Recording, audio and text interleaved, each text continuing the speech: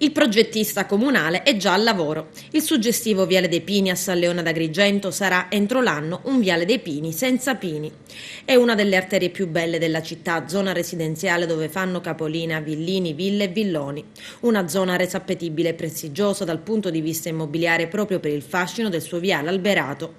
Entro l'anno il Viale dei Pini sarà fatto ex novo, manto stradale, marciapiedi e i pini verranno abbattuti, forse rimpiazzati con delle palme.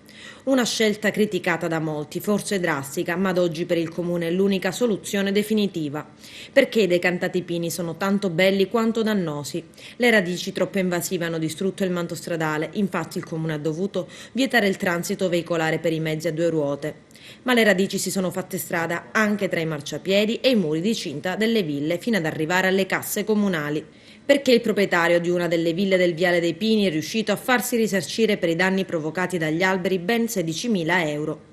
Ma c'è chi non è d'accordo all'abbattimento dei pini. Il consigliere comunale Marcello Lascala in una nota parla di disastro ambientale ed aggiunge: stiamo valutando la decisione di denunciare l'amministrazione per disastro ambientale. È un fatto gravissimo, scrive ancora Lascala, che dimostra come siamo ancora all'anno zero in termini di progettazione ecosostenibile.